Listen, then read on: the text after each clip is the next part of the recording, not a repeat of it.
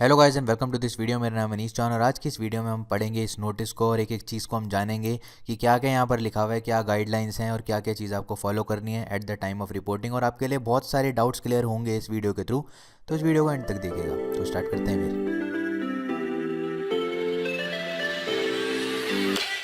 तो यहाँ पर आप देख सकते हैं कि लेटेस्ट नोटिस है, आज ही आया है और क्या कह रहा है ये नोटिस, ये देखते हैं। ये हमें कह रहा है कि documents required at the time of reporting of the candidates. हमें डॉक्यूमेंट्स के बारे में कुछ बताया जा रहा है कि कैसे कैसे डॉक्यूमेंट्स आपको चाहिए रिपोर्ट करते टाइम इंस्टीट्यूट में। सही है। तो यहाँ पर नोटिस बहुत सिंपल है, लेकिन कुछ चीज़ें हैं जो आपको डाउट में रखेंगी यहाँ पर, जो मैं क्लियर करना चाहता हूँ। तो the reporting of candidate in the respective allotted institute college for verification of documents and payment of the balance academic fee will start from, मतलब आज से ही स्टार्ट हो रहा है। जो भी आपको बैलेंस फ़ी सबमिट करनी है, आज से रिपोर्टिंग जो करनी है वो आज से ही स्टार्टेड है। तो वन बाय वन हम पॉइंट्स को देखते हैं।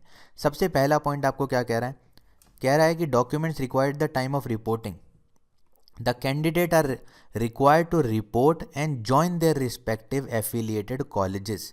इसको आगे पढ़ने से पहले मैं आपको बता दूं कि हो सकता है कि आप में से कुछ बच्चे स्पॉट राउंड में पार्टिसिपेट करना चाहें। ठीक है। तो ऐसा इसका मतलब नहीं है कि अगर आप एडमिशन ले लोगे कॉलेज में तो आप स्पॉट राउंड में पार्टिसिपेट नहीं कर सकते। ये एडमिशन लेना या फिर रिपोर्ट करना अभी कॉलेज में ज़रूरी इसलिए है ताकि आप स्पॉट में पार्टिसिपेट करने से पहले भी सिक्योर हो जाओ किसी कॉलेज में एडमिशन लेने के बाद। तो अगर आप चाहते हो कि भाई मैं सिक्योर रहूं तो कॉलेज में एडमिशन ले लो और स्पॉट राउंड में भी पार्टिसिपेट कर लेना। अगर हो सकता है अभी तक कोई कॉलेज नहीं मिला तो spot round is your ultimate option, is the only option हम कह सकते हैं। तो ये चीज़ हो गई। उसके बाद आप देखो कि यहाँ पर क्या क्या लिखा हुआ है, आपको क्या क्या चाहिए। आपको चाहिए प्रोविजनल अलॉटमेंट लेटर, जो आपको मिल जाएगा। अब आपको सीट अलॉट हुई होगी तो उसका अलॉटमेंट लेटर प्रिंट करने का ऑप्शन आ रहा होगा।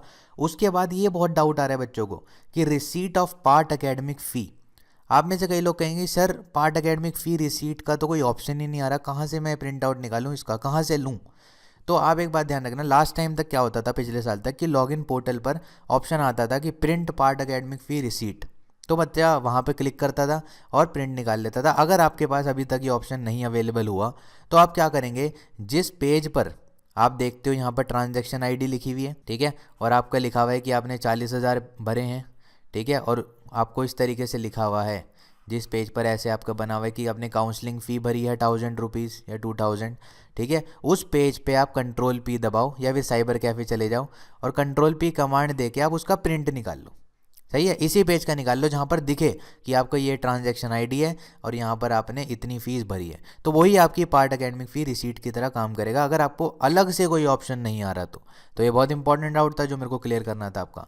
देन उसके बाद आप देखिए कि necessary documents pertaining to academic record for verification. Academic record के लिए डॉक्यूमेंट्स कौन कौन सी होती हैं? 10th का मार्कशीट, 10th की सर्टिफिकेट, 12th का मार्कशीट, 12th की सर्टिफिकेट, है ना। ये आपके अकेडमिक रिकॉर्ड का वेरीफाई करने के लिए हेल्प करेंगे। Then medical certificate. अब क्या होने वाला है, अगली वीडियो जो मैं बनाने वाला हूँ ना, उनमें अगर जैसे कैरेक्टर सर्टिफिकेट हो गया, उसका फॉर्मेट आपको दे दूंगा, बता दूंगा कि मैंने कौन से ऐप में कौन से फोल्डर में सारी चीज़ें डाली हुई हैं, ठीक है। आपको गैप ईयर का सर्टिफिकेट चाहिए होगा जो यहाँ पर मेंशन नहीं है, आपको फ़ोटोज़ चाहिए होंगी जो यहाँ मेंशन नहीं है। स्पेसिफिकली एक वीडियो बनाने वाला हूँ। ये वीडियो सिर्फ आपको अवेयर करा रही है कि भाई ऐसा नोटिस आ गया है, तो अब आप थोड़े रेडी हो जाओ डॉक्यूमेंट्स प्रिपेयर करवाने के लिए। कितने रुपए का स्टैम्प पेपर लगता है ना, कितना एफिडेविट, किस किस डॉक्यूमेंट का एफिडेविट बनवाना पड़ता है, ये सब आपको बताऊँगा, ठीक है। तो ये इंपॉर्टेंट चीज़ है जो यहाँ पर बता रखा है। इसके अलावा भी डॉक्यूमेंट्स हैं जो पूरी यहाँ पर नहीं दी गई हैं, जो आपको कॉलेज में जाके पता लगती हैं, लेकिन कॉलेज में जाने से पहले ही अगर आपके पास डॉक्यूमेंट्स हो तो कितनी अच्छी बात है ना। उसके बाद रिजर्व्ड कैटेगरी वाले बच्चों को तो पता ही है यार, रिजर्व्ड कैटेगरी या माइनॉरिटी सर्टिफिकेट उनके पास होता है। तो ये सारी की सारी बातें हो गई। देन कुछ और चीज़ें भी हैं जो मेरे को यहाँ हाईलाइट करनी है। अब यहाँ पर एक पॉइंट लिखा हुआ है, देखो यहाँ पर लिखा हुआ है द बैलेंस अमाउंट ऑफ फ़ी। जैसे अभी आप देखो 40,000 पे आप कर चुके होगे, आपने सीट को फ्रीज कर दिया होगा, है ना। तो अब फ्रीज कर दिया होगा तो आपका अलॉटमेंट लेटर होगा, उसका प्रिंट आप कर चुके होगे। तो यहाँ पर सीन ये है कि अगर आपका यूएसआईटी में कहीं एडमिशन हुआ है, ठीक है, या भी यूनिवर्सिटी स्कूल ऑफ स्टडीज़ में अगर आपका एडमिशन हुआ है, तो आप क्या करेंगे, बैलेंस अमाउंट ऑफ फी 39,000 आपको पे करनी है बाय डिमांड ड्राफ्ट। किसके नाम पे डिमांड ड्राफ्ट बनवाना है? रजिस्ट्रार गुरु गोबिंद सिंह इंद्रप्रस्थ यूनिवर्सिटी, ठीक है। लेकिन अगर आपका किसी यूनिवर्सिटी के किसी कॉलेज में हुआ है अपार्ट फ्रॉम यूएसआईटी, तो आप क्या करेंगे, उस कॉलेज में जितनी फ़ीस है, जैसे सपोज एक कॉलेज की फ़ीस है 1 लाख रुपीज़, ठीक है, 40,000 तो आप जमा करा चुके हो, तो उस कॉलेज की जब आप जाओगे या फिर उसकी वेबसाइट देखोगे तो वहाँ लिखा हुआ होगा कि इतने अमाउंट जो है, जैसे सपोज 60,000 बच गया, इतने का ड्राफ्ट बनवाओ, या फिर आप ऑनलाइन भी पे कर सकते हो। लिखा हुआ है कि अगर आप एफिलिएटेड कॉलेज में पे करना चाहते हो तो आप ऑनलाइन भी पे कर सकते हो, ठीक है, नेट बैंकिंग का यूज़, इसमें से कोई भी पेमेंट का यूज़ कर सकते हो, ऑफलाइन मोड भी यूज़ कर सकते हो थ्रू ड्राफ्ट। और मैं हमेशा हर बच्चे को ये बोलता हूँ कि भाई ड्राफ्ट बनवाओ, क्योंकि अगर आप ड्राफ्ट बनवाओगे और कल को आपको विड्रॉ करने की नौबत आ गई तो आप अपना ड्राफ्ट वापस ले सकते हो। कॉलेज वाले कम से कम 15 से 20 दिन तक ड्राफ्ट को संभाल के रखते हैं, ज़्यादा से ज़्यादा तो 2 महीने तक भी रखते हैं, ठीक है, कम से कम लेकिन 15-20 दिन तो अपने पास रखेंगे ही। तो अगर आपको विड्रॉ करवाने की ज़रूरत पड़ गई तो आप रिक्वेस्ट करके वो अपना ड्राफ्ट वापस ले सकते हो उनसे, और अपने बैंक में आप उसको ट्रांसफ़र करके पैसे आपके वापस आ सकते हैं, ठीक है। लेकिन अगर आप ऑनलाइन करवा दोगे, उनके अकाउंट में ट्रांसफ़र करवा दोगे, तो बहुत मुश्किल हो जाएगी। तो ऑनलाइन पेमेंट मोड यूज़ मत करना। अगर आपको ऐसे कोई डाउट है कि मैं वापस अपनी मेरे को निकलवाना पड़ जाएगा, या फिर आप स्पॉट राउंड में पार्टिसिपेट करोगे तो कॉलेज चेंज हो सकता है, तो ड्राफ्ट आपके लिए हेल्प करेगा ना। तो यहाँ पर मैं आपको यही बोलूँगा, यही सजेस्ट करूँगा कि आप ड्राफ्ट से पे करें, सही है। तो ये चीज़ हमें क्लियर हो गई, आगे बढ़ते हैं। ये भी बहुत बच्चों का डाउट होता है जो आपको अब क्लियर होने वाला है। इन result awaited compartment supplementary cases, जो भी ये केस है ना, इन केसेस में आपको बोला गया है कि एक अपेंडिक्स में आप देखोगे, ठीक है, अपेंडिक्स में मैं आपको दिखाऊंगा, तो अपेंडिक्स में एक अंडरटेकिंग है।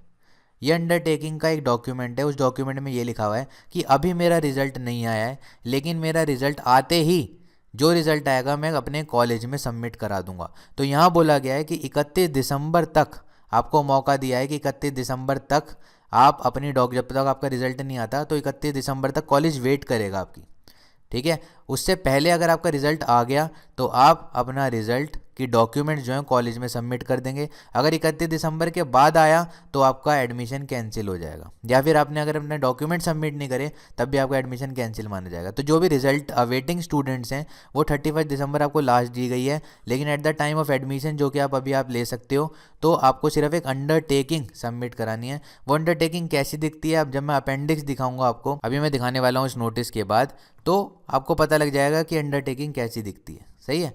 तो ये चीज़ हो गई। तो ये इतनी बार तो जो लिखी हुई है ना यहाँ पर, वो यही लिखी हुई है जो मैंने आपको बताई, और स्पेसिफिकली वहाँ पर उन्हें ये गाइडलाइन मिली हुई है कॉलेज के डीन को, डायरेक्टर को, कि जो भी बच्चों ने अंडरटेकिंग सबमिट कराई है तो उन्हें रिमाइंड कराओ बार बार कि भाई अपने डॉक्यूमेंट सबमिट कराओ, ठीक है। तो आपको रिमाइंडर आएगा, बाय मेल भी आ सकता है, बाय मैसेज भी आ सकता है।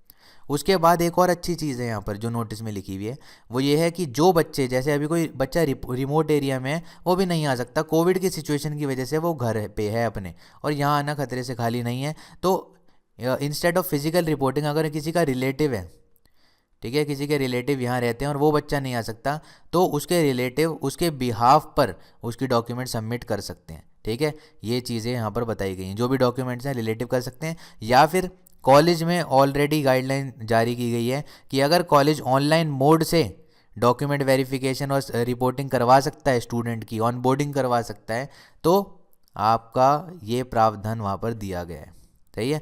तो ये बहुत अच्छी चीज़ है, जो बच्चा नहीं आ सकता उसको टेंशन लेने की ज़रूरत नहीं है, घर पे बैठे बैठे उसका एडमिशन हो जाएगा, या तो रिलेटिव के थ्रू या फिर ऑनलाइन डॉक्यूमेंट सबमिशन के थ्रू।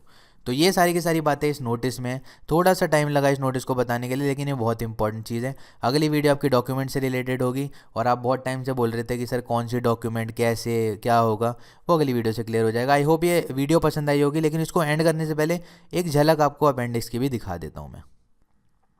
तो यहाँ पर आप देख सकते हैं मैंने एडमिशन ब्रोशर यहाँ ले रखा है, और इसी एडमिशन ब्रोशर में ही आपको अपेंडिक्स मिलेगा। जैसे अगर मैं यहाँ पर चला जाऊँ 231 पेज पर, तो यहाँ देखो 231 पेज पर मैं गया तो ऐसी अपेंडिक्स यहाँ पे दिख रहा है मेरे को, मेडिकल सर्टिफिकेट का अपेंडिक्स है, मतलब जो भी आप मेडिकल सर्टिफिकेट बनवाओगे इस फॉर्मेट में आप बनवाओगे, ठीक है। यहीं से प्रिंट आउट निकाल लेना है इस पेज का, और इससे काम बन जाएगा। देन प्रेफरेंस शीट, ये तो स्पॉट राउंड में जब आप पार्टिसिपेट करोगे तो प्रेफरेंस शीट का ये डॉक्यूमेंट आपको यूनिवर्सिटी में ही मिलेगा, सही है। उसके अलावा आप अगर देखो, मैं ढूंढता हूँ रिजल्ट अवेटेड वाली, तो ये रहा, ये देख रहे हो आप, अपेंडिक्स नंबर 5 आपका क्या है, रिजल्ट अवेटेड स्टूडेंट। जो मैंने आपको बताया था कि जो भी रिजल्ट का वेट कर रहे हैं स्टूडेंट, वो इस अपेंडिक्स को देखेंगे। यहाँ पर आप अपना फॉर्म फिलअप करोगे, अपना नाम लिखोगे, कहाँ आपका रेजिडेंशियल है, अपने पापा का नाम लिखना, ठीक है। शादीशुदा अगर आप हो तो अपने हस्बैंड का नाम लिखना, सही है। तो जो भी आपका इस हिसाब से है ये आप ऐसे करोगे। Then permanent address. तो अगर आपको कोई दिक्कत है इस फॉर्म को फिलअप करने में तो आप इंडिविडिक्स की ऐप डाउनलोड करो, वहाँ आप पूछ सकते हो, वरना आप इंस्टाग्राम पेज पर पूछ सकते हो, जैसे कि आप पूछते हो। बाकी आज की वीडियो के लिए इतना रखते हैं, अपनी नेक्स्ट वीडियो में मिलेंगे।